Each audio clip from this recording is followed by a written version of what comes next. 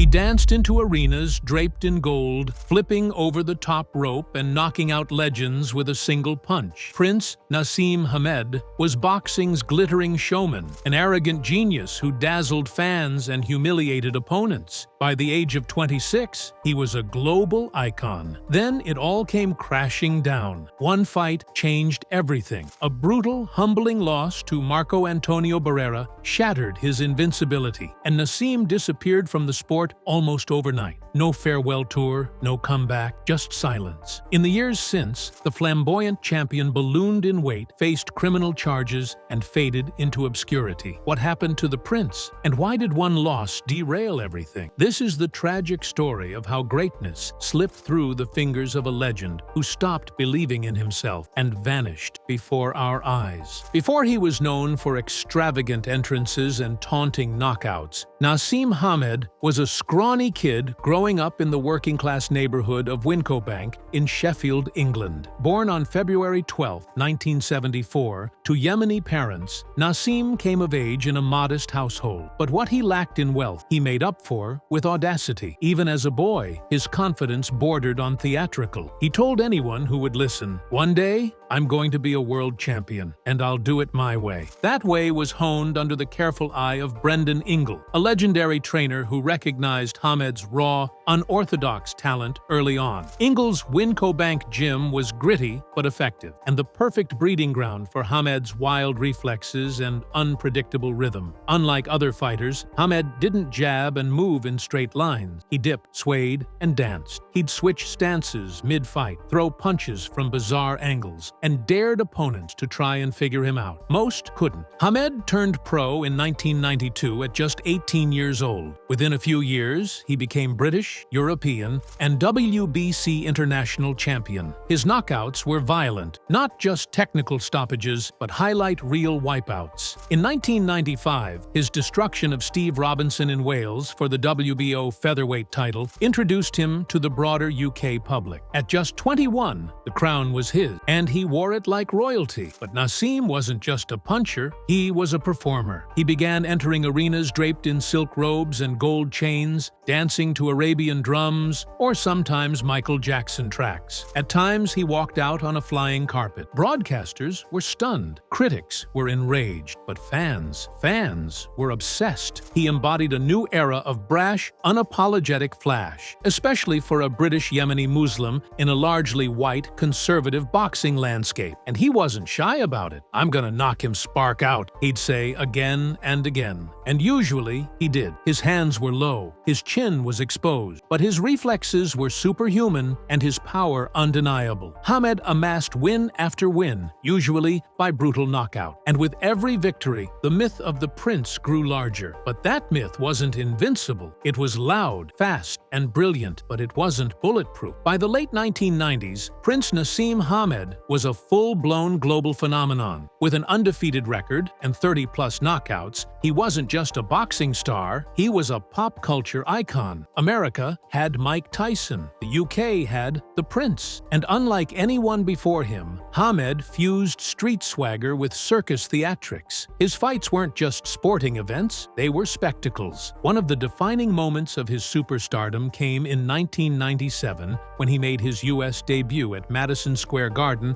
against the dangerous Kevin Kelly. The hype was immense. Hamed entered the arena with flashing lights, a flying carpet illusion, and a booming soundtrack. Commentators were skeptical. Could this British showboat handle the bright lights of New York? The fight itself was chaos. Hamed was knocked down 3 times, but he knocked Kelly out in the 4th round. The crowd erupted. The American press, which had once dismissed him, now embraced him. HBO signed him. Adidas sponsored him. His face was everywhere. He was even featured in The Simpsons and video games. His net worth soared into the tens of millions. He traveled by private jet. He bragged openly about 40,000-pound watches and custom-made robes. But beneath the shine Cracks were forming. His training discipline had started to slip. Trainers noticed he wasn't putting in the same road work. He was skipping sparring rounds. His weight ballooned between fights. Brendan Ingle, the man who'd molded him, began clashing with Naseem. Ingle claimed the prince had become difficult, arrogant, and entitled. Eventually, Hamed left him. The move shocked the boxing world. Hamed brushed it off. "I've outgrown him," he said. As he continued his streak, the quality of opposition dipped. While he still knocked opponents out, fans noticed he was relying more on power and less on movement. He often taunted in the ring, daring fighters to hit him, but his hands were slower and his reactions less crisp. Meanwhile, he kept calling out fighters he'd never face: Eric Morales, Juan Manuel Marquez, even Floyd Mayweather. But the fights never materialized. Hamed's mouth stayed busy, his fists less so. Still, the spectacle sold. He was a guaranteed draw. But critics warned, if he ever met someone who wouldn't fall for his feints, who wouldn't be overwhelmed by his aura, the show could end quickly. And it did. Even during his peak, Naseem Hamed divided opinion like few others. To his die-hard fans, he was a breath of fresh air, a cocky, unapologetic, high-flying champion who brought glamour to a stale division. To his critics, he was a clown in gloves, a flash-in-the-pan performer who hadn't truly been tested. And that divide wasn't just in the audience, it extended deep into the boxing industry itself. Trainers, analysts, and fellow fighters couldn't agree on Hamed. Some called him a generational talent. Others said he was a glorified street brawler who hadn't faced real competition. He ducked the division's elite, critics said. Morales, Barrera, Marquez, fighters with true technique, granite chins, and world-class tactics. Hamed's camp always had reason: timing, money, contracts. But whispers grew louder that the prince, for all his charisma, might be afraid of losing the illusion. His relationship with his new trainer, Emmanuel Stewart, was complicated. Stewart, the Hall of Fame coach behind Lennox Lewis and Thomas Hearns, praised Hamed's raw power, but openly criticized his lack of discipline. He admitted Hamed often skipped training, argued about fundamentals, and preferred spectacle over substance. "He thinks he's untouchable," Stewart once said, but in boxing, nobody is. Back in the UK, his relationship with Frank Warren, his promoter, also began to sour. Hamed's ego was now running unchecked. He was dictating fight terms, picking opponents, and treating longtime allies as disposable. "He stopped listening," Warren later recalled. "We couldn't tell him anything anymore." His arrogance, once charming, was now grating. He was accused of being disrespectful, especially toward less popular opponents. He openly taunted fighters during press conferences and once referred to an opponent as a stepping stone who'll make me look good. Some insiders began to wonder if Hamed's antics were overcompensation. Was it confidence or insecurity? He hadn't evolved as a fighter. His defense was still reliant on reflexes, which were starting to dull. His offense was still wild swings, which became easier to anticipate. But Hamed didn't care. He still packed arenas. He still sold pay-per-views. And he still believed he was invincible. But in boxing, delusion is the most dangerous weapon of all. And for Naseem Hamed, it would soon explode in front of millions. April 7, 2001, Naseem Hamed walked into the MGM Grand in Las Vegas for what would become the most pivotal night of his life. The opponent? Marco Antonio Barrera, a three-division Mexican champion with a granite chin, an iron will, and the kind of discipline that had dismantled dozens of reckless power punchers. Hamed wasn't worried. He still boasted an undefeated record, 35-0, with 31 KOs. His swagger was at an all-time high. He told the media he'd make easy work of Barrera and knock him out before the 6th round. He said, "There's no way he lasts the distance with me." But this wasn't just another Hamed show. It was a chess match against a man who refused to be baited. From the opening bell, Barrera stunned the audience, not with his offense, but with his restraint. He didn't bite on Hamed's feints. He didn't swing wildly. He waited, watched, and countered. With methodical precision, Barrera landed jabs, turned Naseem, and disrupted his rhythm. Every time Hamed tried one of his wild leaping lefts, Barrera sidestepped and made him look foolish. By the 4th round, the prince's mask was cracking. He was breathing heavier. The flamboyant grin was gone. His corner, once confident, grew quiet. Emmanuel Stewart barked instructions, but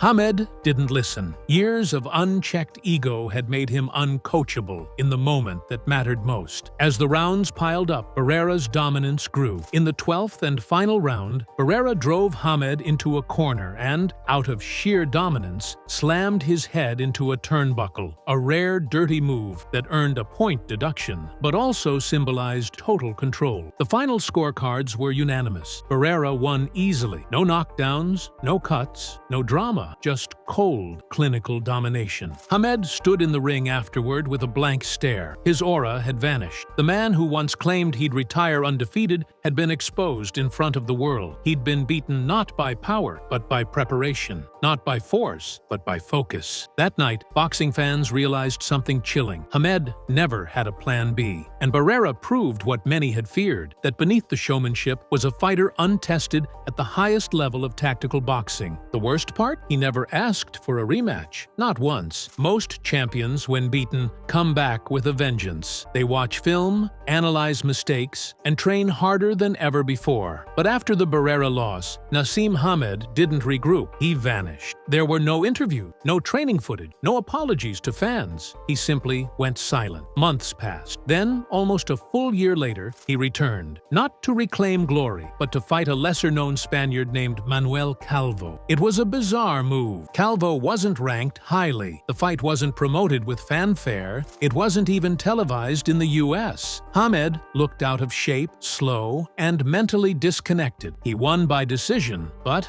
the crowd booed. Commentators said it felt like watching a ghost of what Hamed used to be. There were no flips, no power shots, no confidence. Just a man trying to get through 12 rounds and pretend he still belonged. After the Calvo fight, fans waited for the next announcement. Surely a rematch with Barrera, or a bout with another top featherweight like Morales or Marquez, but it never came. Hamed simply walked away from boxing at the age of 28. No press conference, no farewell fight, no retirement ceremony. Those closest to him later said that the Barrera loss had broken something inside him. Brendan Ingle, his old trainer, told reporters he couldn't handle losing. He thought he was untouchable. And when that was shattered, he didn't know who he was anymore. Others described him as disillusioned, even bitter. Some claimed he refused to rewatch the Barrera fight, while others said he still believed he'd won. Delusion? Pride? Or just a man too humiliated to face reality? Whatever the reason, Hamed began a steady decline, not just physically, but socially. His once thriving public life became a mystery. He stopped doing appearances, stopped attending fights, and the fighter who once declared he'd go down as the greatest featherweight of all time quietly erased himself from the sport he once ruled. In the years that followed his exit from boxing, photos of Naseem Hamed began to surface, and they shocked fans. The once lean featherweight had gained massive weight, appearing bloated, unrecognizable, and visibly unhealthy. Where he once floated around the ring at 126 pounds, he now looked well over 220 pounds in many pictures. Social media had a field day, with cruel memes and viral posts mocking his transformation. But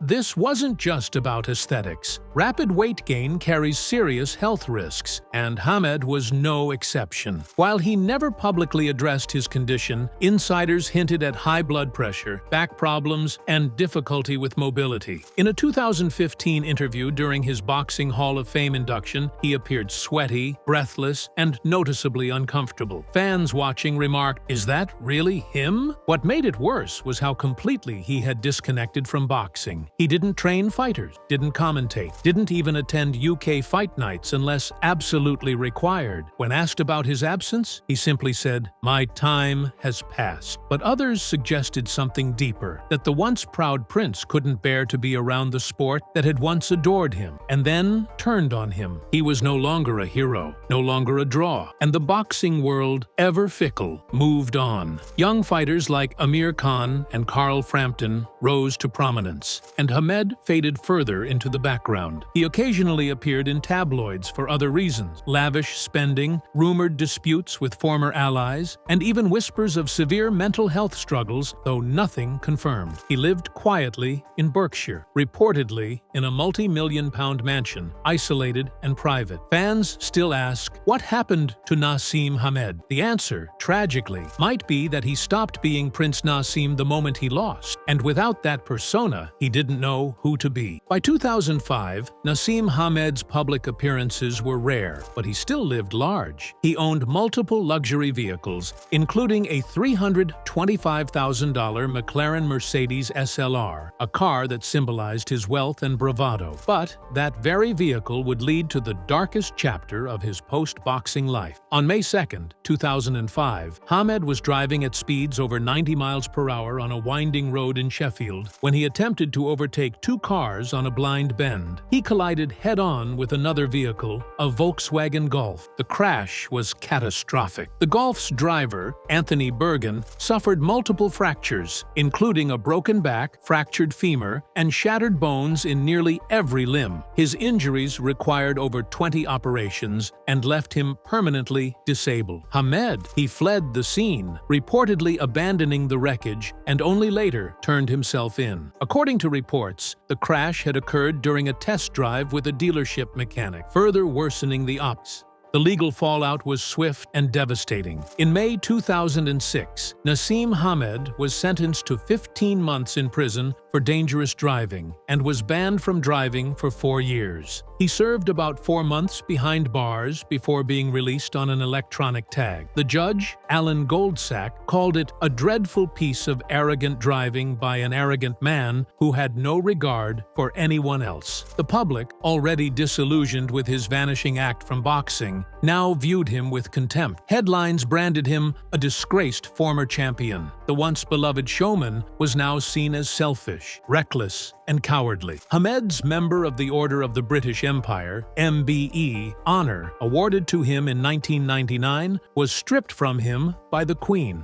a rare and symbolic disgrace. The impact on Anthony Bergen was lifelong. He would later say he could forgive Hamed, but the trauma of the crash haunted him daily. His quality of life was destroyed, and the man who caused it never made a public apology. Hamed settled civil suits privately, but in the eyes of many, it was too little, too late. For fans of the prince, this moment confirmed what they feared, that Naseem's fall wasn't just a boxing story. It was a human unraveling. A man who once stood atop the world had now been reduced to a criminal, hiding behind the gates of his mansion, stripped of both his glory and his dignity. After serving his sentence and retreating once more from public life, Naseem Hamed remained largely invisible throughout the late 2000s and early 2010s. The world changed, boxing evolved, and Hamed became a nostalgic footnote, a what-if to new fans and a painful memory to longtime supporters. Then in 2015, a flicker of light re-emerged. The International Boxing Hall of Fame inducted Hamed, recognizing his electric run in the 90s and early 2000s. The decision divided the boxing community. Many felt his short career, only 37 fights, and lack of elite wins post-Barrera made him unworthy. But others pointed to his massive impact, his popularity, and the undeniable talent he once displayed. At the induction ceremony in Canastota, New York, fans and reporters saw a vastly different man. Naseem had put on significant weight, walking slowly, sweating heavily, and frequently needing to sit. Still, when he took the microphone, flashes of his charisma returned. "I didn't just box," he said. "I entertained. I made boxing sexy again." The crowd cheered, but it was bittersweet. The flamboyant warrior of yesterday now sounded like someone clinging to the echoes of a distant past. Over the next few years, he made occasional ringside appearances at British fight nights. He gave interviews with Sky Sports and BT Sport, usually dismissive of current fighters and boasting that nobody could touch me in my prime. Yet when pressed about the Barrera loss or his sudden retirement, he dodged. "I had nothing more to prove," he'd say, a line that rang hollow given the unspoken reality. He never recovered from that night. He refused to coach or mentor up-and-coming boxers,